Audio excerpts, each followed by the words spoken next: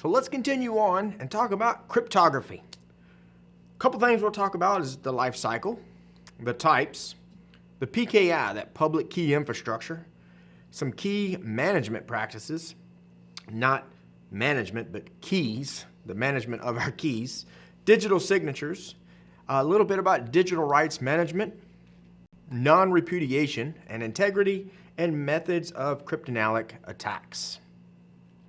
So the cryptographic life cycle. Cryptography is great. I've been, telling you all about encryption and what to do and what not to do. And well, it does have a shelf life though, as far as the tools that we have available to us or the algorithms that we have. We get faster processors. The computers that we had 20 years ago, is slower than the watch, slower than your mobile phone now. We get faster processors. We get different types of hardware, different types of software. All that is being developed. We can have the newest, best, fastest computer, and some technology may outrun the cryptography that you're using. Could have more vulnerabilities, lead to coding practices. Somebody may found a weakness in the algorithm. It just takes time, right? So cryptography, these do have a shelf life. They do have a life cycle as far as, is it strong, is it weak, or is it compromised? And when it first comes out and everybody's running it through the mill, right, it's pretty strong.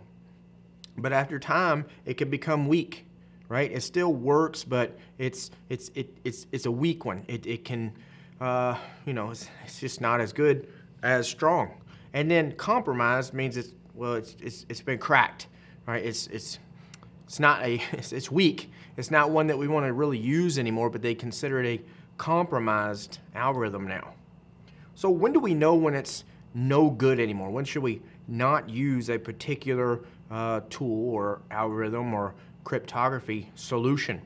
Well, when it comes to hashes, when we have a bunch of collisions. And collisions and hashes is when we're getting the same value for two different pieces of data. And that's not supposed to really happen, right? Everything is supposed to be unique. It happens, though, especially with some of the older hashing algorithms that we've had. Also, when we can have side channel attacks, and we're going to talk about those a little bit later, but those are a couple things that point to weak hashing algorithms anymore, that you may not want to use that particular solution anymore. When it comes to encryption, when we can get information without the key within a reasonable time frame, or when data is accessed by unauthorized people in a reasonable time frame, and within reasonable amounts of money being spent, right?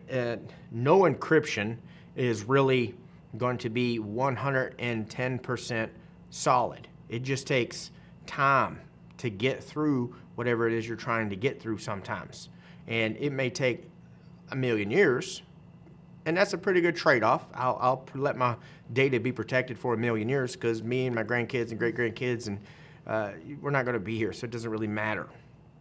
So that's why they say within a reasonable time frame. And, it depends on what you consider reasonable.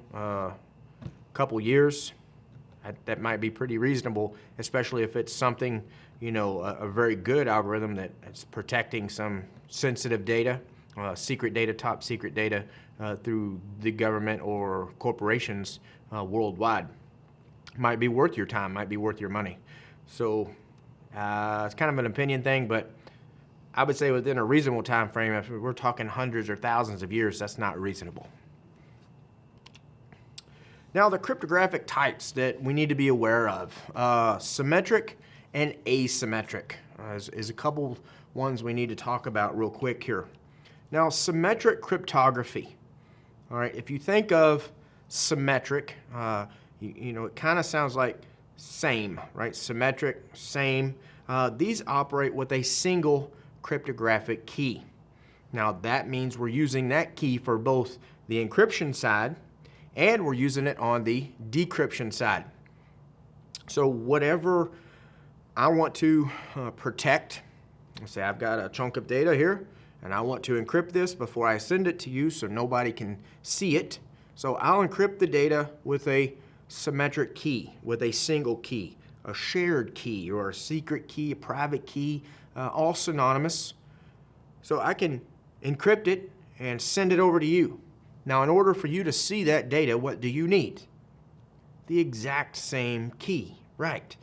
That's what makes it symmetric. The same key, one key. Now, the problem with symmetric encryption is, okay, I encrypted some data, outstanding. I sent it to you, but you don't have the key yet. How do I get you the key?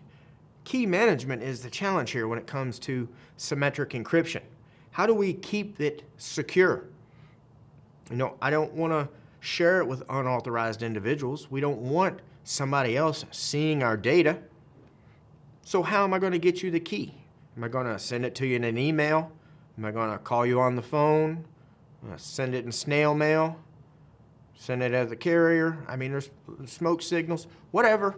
However, I can get you that key. Now, some of those ways are going to be more secure than others. And I'm actually going to talk about a hybrid cryptography in here in just a second, and I'll show you a very good way to do this. The good thing about symmetric encryption or symmetric cryptography, it is fast. It's very fast in how it operates, and it's cheap to implement. Right? It doesn't take specialized equipment. It doesn't take another infrastructure or anything like that or solution to work. I take an algorithm, the one that I want, symmetrically encrypt it, send it over to you, and however I can get you the key to decrypt it, and you may already have it. Maybe it's something that we shared a long time ago, and that's okay. As long as you keep it secure, and as long as I keep it secure, then our data communications are going to stay secure as well. So some examples of symmetric cryptography. DES, all right, considered weak because it's no longer strong. Triple DES, that was their solution when DES got cracked, so they came up with triple DES. We have the AES, that advanced encryption standard. It's the industry standard now for encryption. We have one called IDEA, Safer, CAST, Blowfish and Twofish, and then an RC4 and RC5. All algorithms. RC4 is one that we've used in wireless in the past.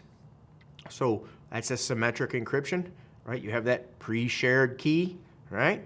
So just some good examples here of symmetric cryptography. Now, what about the other side? We've got symmetric. What about asymmetric? All right, if it's asymmetric, that has two keys, a public and a private key, and it has key pairs. So anytime you hear those terms, you need to think asymmetric encryption. Now, this is a little bit newer than symmetric encryption. If you want to compare the two, because symmetric encryption has been around for hundreds and hundreds of years.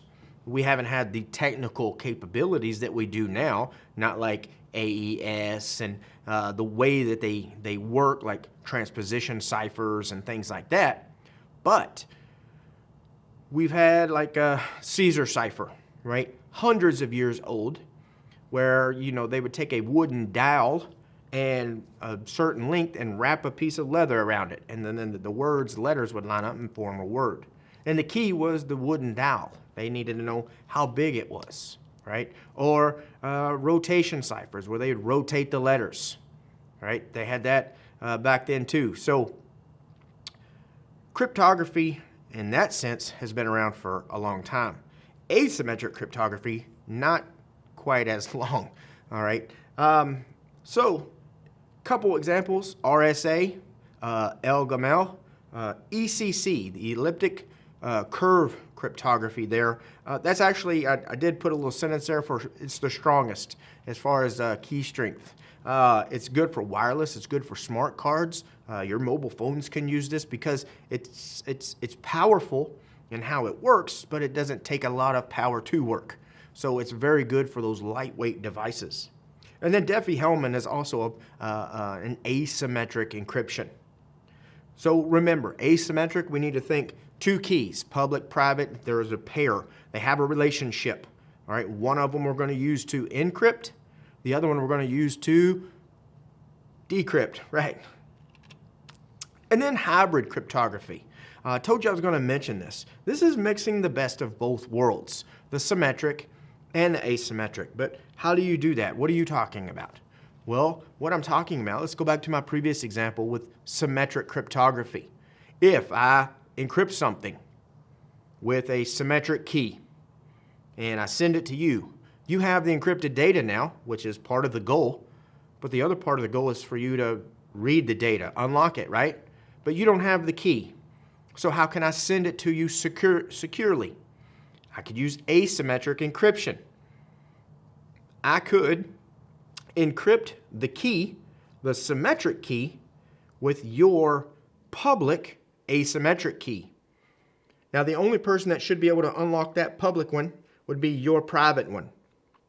So I'll encrypt it with your public key and send it your way.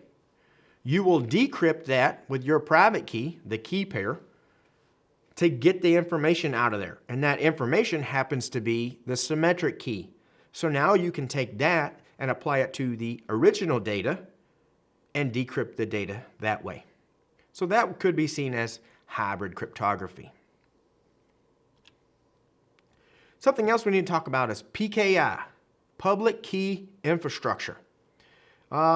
This is also part of asymmetric cryptography, but this leverages all three forms of encryption to provide and manage digital certificates. That's another key term you need to associate with PKI, is digital certificates. Now, a digital certificate is a public key signed with a digital signature. So you get the public key signed by you. That's what ties it to you.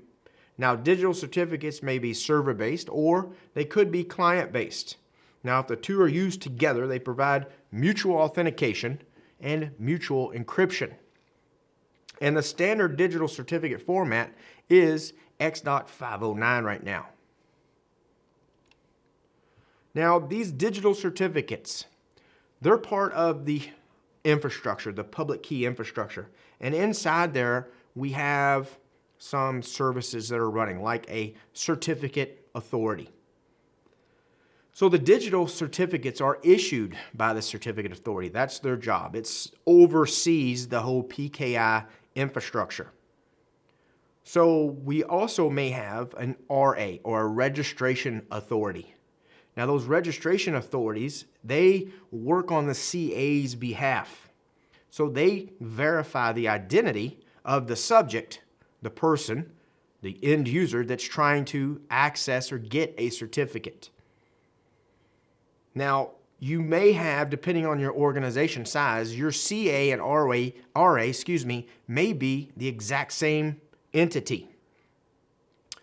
If you have a large corporation, let's say global, you may not have certificate authorities at every location. You may only have a couple for your whole enterprise. So you can have a registration authority at each location. And if somebody needs a certificate, you get a new hire. They come in and they verify who you are, forms of ID, however they can authenticate themselves with the RA. The RA says, okay, yes, I believe this is you. And then they can give you a certificate. Usually, in this case, it would be like on a smart card, for example. You know, something else we need to be familiar with is the certificate revocation list, right? You're on the list, the bad list, the CRL.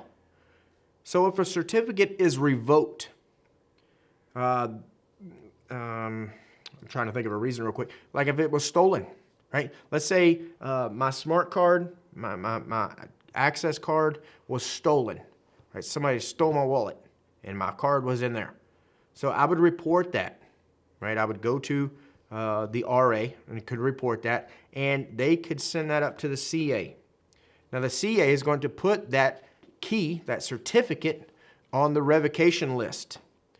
If that certificate gets put on the revocation list, if whoever stole my wallet now tries to use that card because they may have gotten my PIN number or whatever through social engineering or shoulder surfing or eavesdropping or keylogger, however they obtained it. Once they try to use that certificate, when they do that, the computer is supposed to go look at the CRL, the certificate revocation list. And if it sees that that certificate is now on that list, it won't allow anybody to use that revoked certificate. So the person that stole my wallet would be out of luck as far as using that particular card. Now the CRL is kind of a flat file. It doesn't scale real well, it's being flat. So you may also hear about the Online Certificate Status Protocol, OCSP. And that's kind of a replacement for the CRLs, and it uses a client-server design, and that scales just a little bit better. But regardless, we're looking to see if you're on the bad list. And if you are, you can't use that certificate anymore. Now, something of note, expired certificates don't go on the revocation list. Okay, just revoked ones that have been, if you quit, retired, stolen, something like that, where an administrator goes in and marks that as revoked. So we keep talking about these keys, certificates. Well, certificate authorities, they issue digital certificates, right? We said that just a second ago, and distribute them to certificate holders. You, me, your peers, your coworkers, right? Everybody can get a certificate. Now, the confidentiality and integrity of the holder's private key must be assured during the whole distribution process. So how do we know that the key is going to be secure? Hopefully they're using some type of secure communication between, say, the RA and the CA, because they're going to take that smart card, for example, and put it in a machine so that certificate electronically gets put on there. So public and private key pairs should, used in PKI, should be stored in a central location, and they should be stored extremely secure. If your private key gets compromised and you don't know it, somebody could see the data that's intended for you. They could act like you. We're going to talk about something here in a minute, but as far as digital signatures, they could sign things with your digital signature. And now that could be a bad thing. Somebody could really mess around with you a little bit with that. Now, users, they may lose their private key as easily as they may forget their password. Like you misplace your smart card, well, there goes your private key and your certificate. So a lost private key that's not securely stored means that anything that was encrypted with the matching public key is now lost. I can't decrypt it. So if you send something to me and it's encrypted with my public key, the only thing that can unlock that is the corresponding private key. But if I've lost that, misplaced it, or whatever, I can't see that data now. That's what we're talking about when we say it's lost. I can't unlock the keys, or I can't unlock the data without the right key. So those digital signatures I was alluding to, right? This is used to cryptographically sign documents. We can also sign emails, right?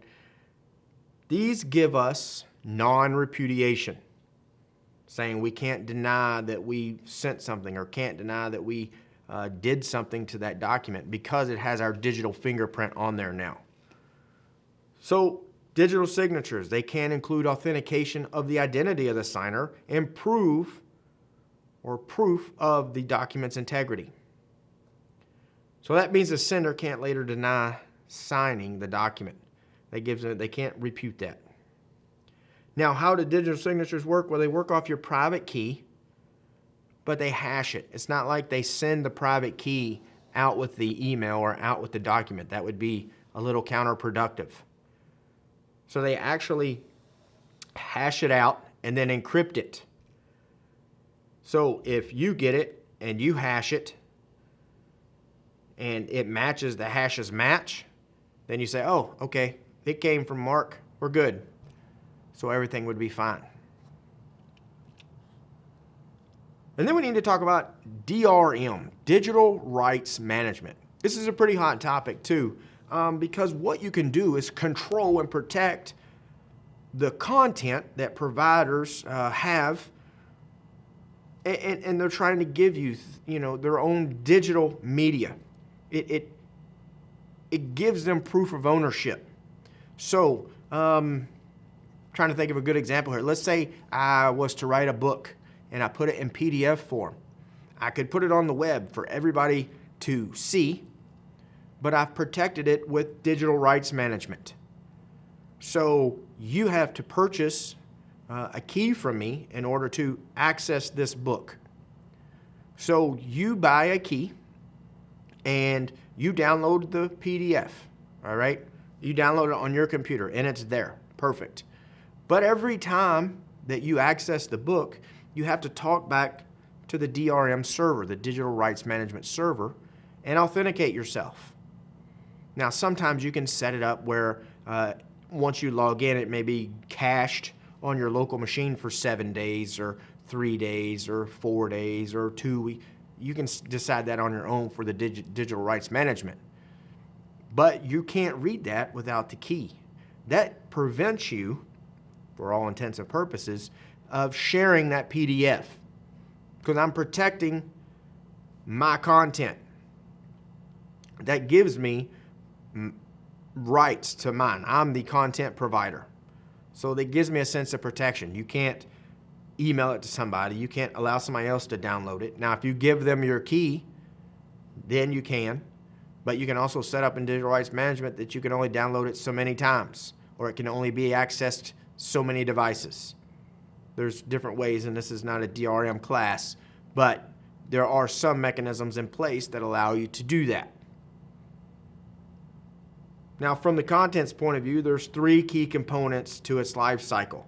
The creation of the content, so I write a book, the distribution and upkeep of that content, and use of the content. So how does it work? There's a couple different ways that it works. The way that I described would be an always-on DRM. Have to be on the internet to actually access that, unless the DRM server is in your local network, and then you just have to have local connectivity.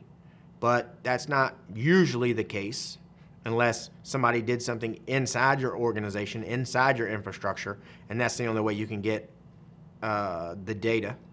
But if it's internet-based, right, I don't know you, you don't really know me.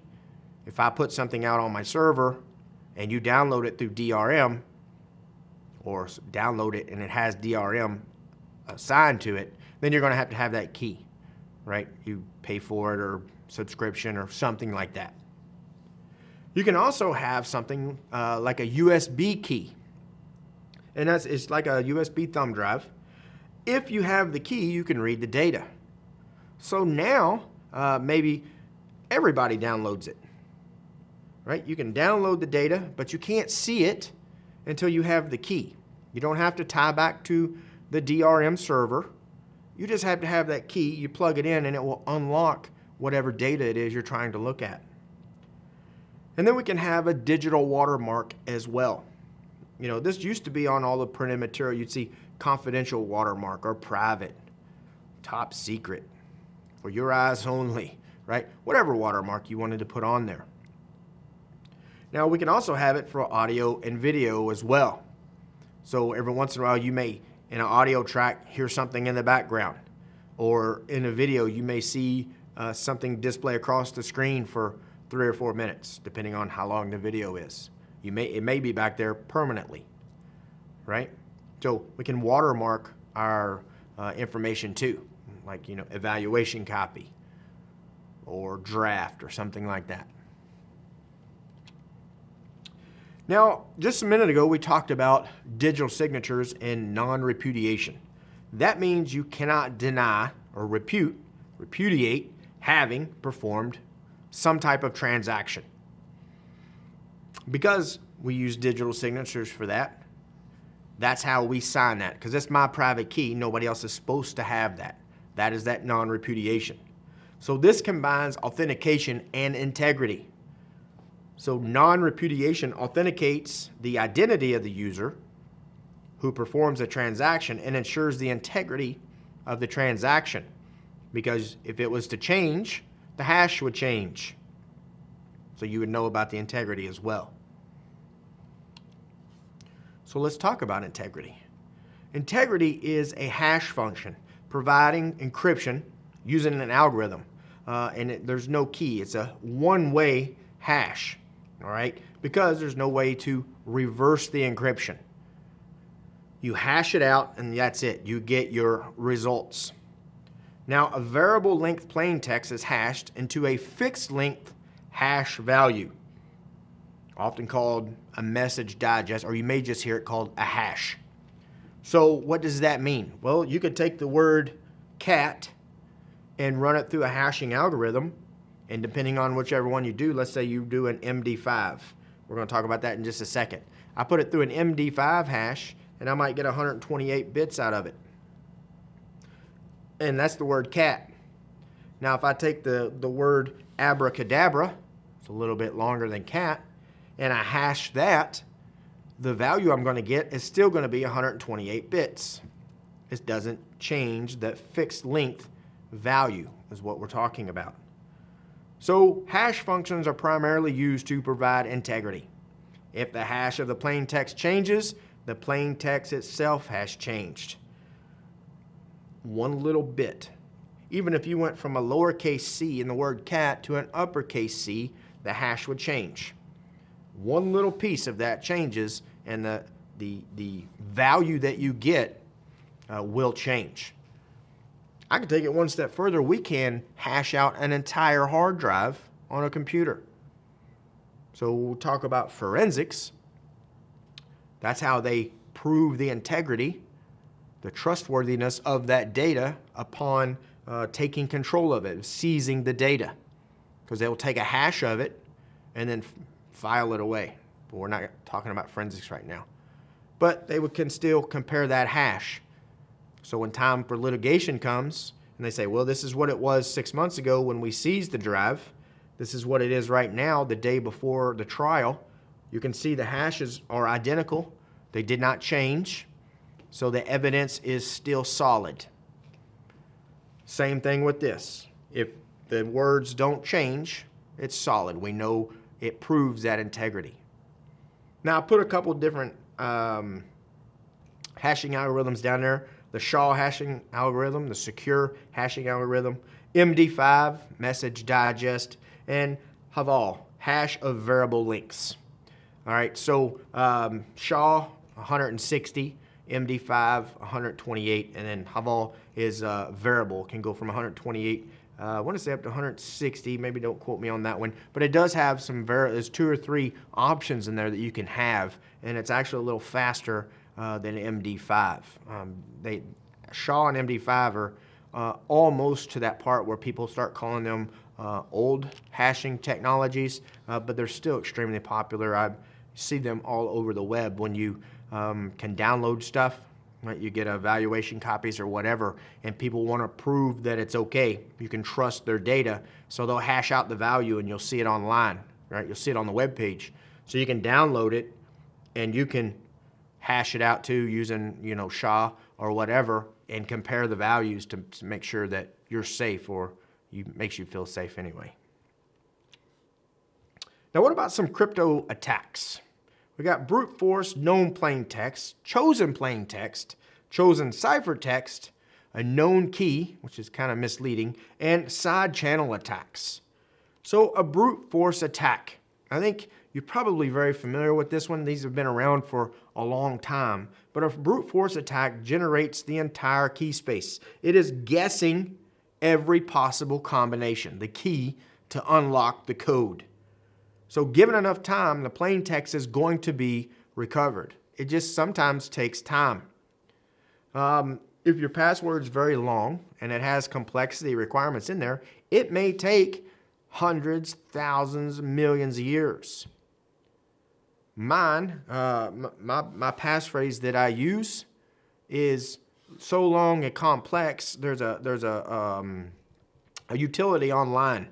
I can't remember the website right now off the top of my head, but you could look it up. But I put my password in there, and it told me that through a brute force attack, and you can say so many CPU cycles and things like this, I maxed it out, and it said it would take 14 trillion years to break my password. I feel pretty good about that for somebody to brute force attack my password. So I might not change it very often because of it's going to take a while. We also have a known plain text. This relies on recovering and analyzing a matching plain text and ciphertext pair. So what we're trying to do is get the key that was used, right? So we take somehow we get the ciphertext, sniffing the wire. You know, it's ciphertext. It doesn't mean much to us, and that's okay right this second, because we're going to try to compromise the other machine, right? So I run a man-in-the-middle attack. I get the data. Great. I have some data now. It doesn't mean anything to me just yet, but I've compromised this workstation over here that same data was destined for. They're going to go ahead and decrypt it for me because they have the key. It's awful nice of them. And then I'm going to get the data from their machine. Awesome. So now I know this garbly-gook here means abracadabra over here. So now all I have to do is deduce how we got from here to here, and now I have the key. And now once I have the key, all of that data that you're sending is mine, right? I can see it now because now I have the passcode to get into your data. What about chosen plain text? So a cryptanalysis chooses the plain text to be encrypted in a chosen plain text attack. Again, I'm looking at getting the key. That is my goal. So encrypting without knowing the key is done through an encryption oracle, or a device that encrypts without revealing the key.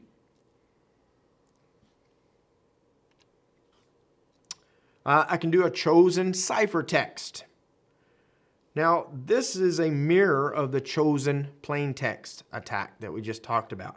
So the difference is now the cryptanalysis chooses the ciphertext to actually be deciphered.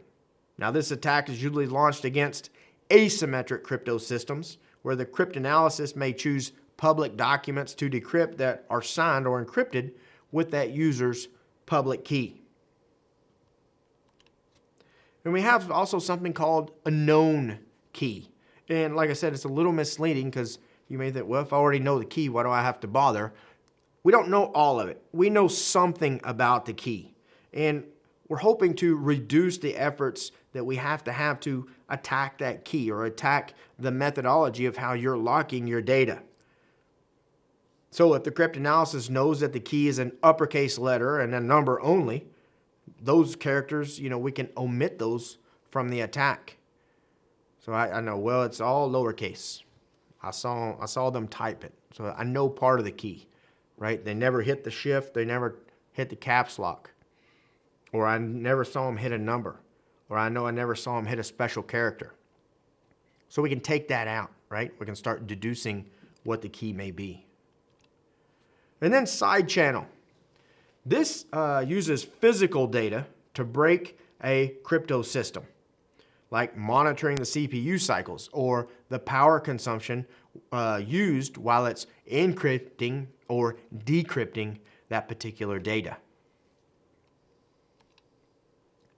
So coming up, next we're going to wrap up Domain 3 by first looking at applying secure principles to site and facility designs.